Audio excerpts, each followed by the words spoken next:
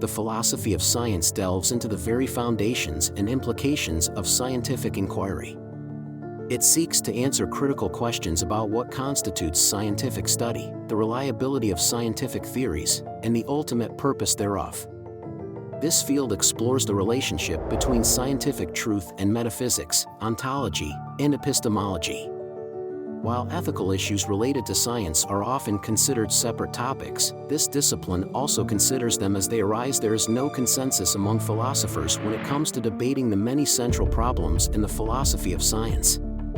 Some of these debates include whether science can reveal truths about unobservable things and whether scientific reasoning can be justified at all. This field also looks at issues specific to various sciences. The philosophy of science has its roots in antiquity, but the 20th century logical positivist movement sought to formulate an objectively accessible standard for meaningful philosophical statements. Karl Popper and Thomas Kuhn advanced this field's trajectory, while others sought to ground science in axiomatic assumptions or understand it from a sociological perspective. Continental philosophy approaches science through the rigorous analysis of human experience. Exploring the question of what constitutes science and what is considered pseudoscience, the demarcation problem has long been debated in philosophy.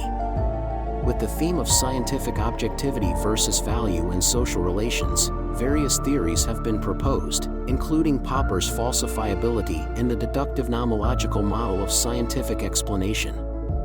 However, these theories have also been challenged, leaving the problem seemingly unsolvable. The term cargo cult science highlights the danger of researchers mistaking the appearance of science for genuine scientific inquiry.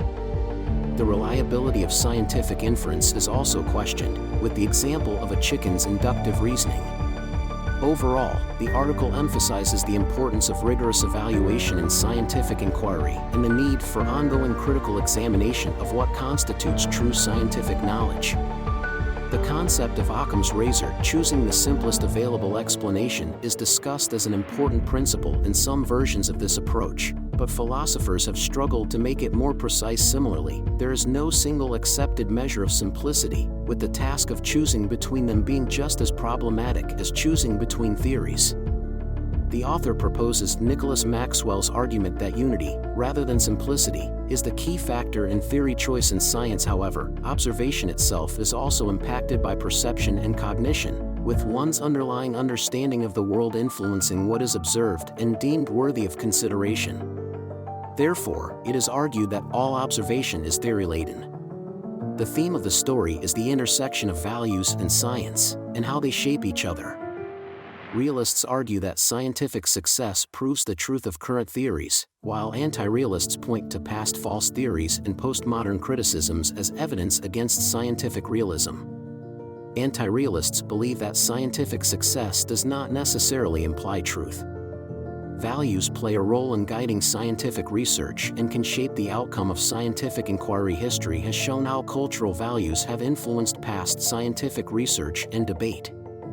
Even today, values and social influences can affect how science is practiced and viewed by society.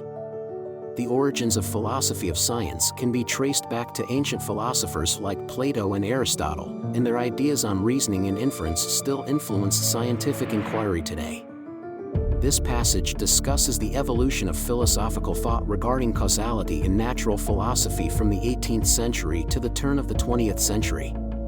It highlights the influence of David Hume's skepticism about science's ability to determine causality, John Stuart Mill's contributions to current conceptions of the scientific method, and the rise of logical positivism as a dominant philosophy that sought to ground all of philosophy in empirical science.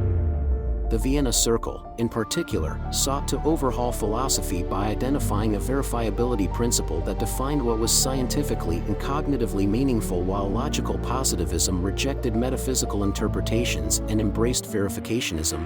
It did not necessarily consider unobservable terms to be off-limits in scientific language.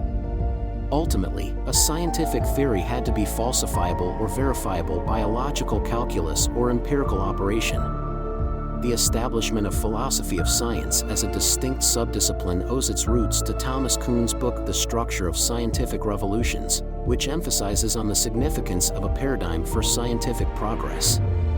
Kuhn believed that observations and evaluations take place within a logically consistent portrait of the world defined by a paradigm, which also encompasses the set of questions and practices that define a scientific discipline. While normal science occurs within a paradigm, revolutionary science happens during a paradigm shift when one paradigm overtakes another. Kuhn argued that it is not possible to evaluate competing paradigms independently, as each paradigm has its own set of questions, aims, and interpretations. The choice between paradigms is based on a social and logical process.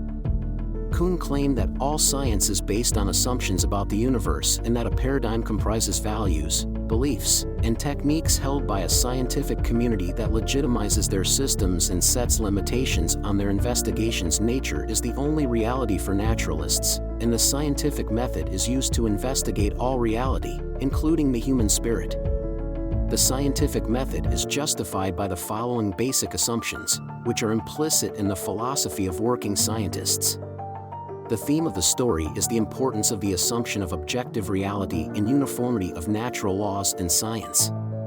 The story argues that science assumes an orderly and comprehensible universe governed by natural laws that are uniform across time and place. The validity of scientific knowledge depends on the external reality being orderly and objective and discovered through observation and experimentation. The constancy of nature's laws and the operation of known processes are crucial assumptions for scientists to extrapolate inductive inference into the unobservable past. The assumption of spatial and temporal invariance of natural laws is necessary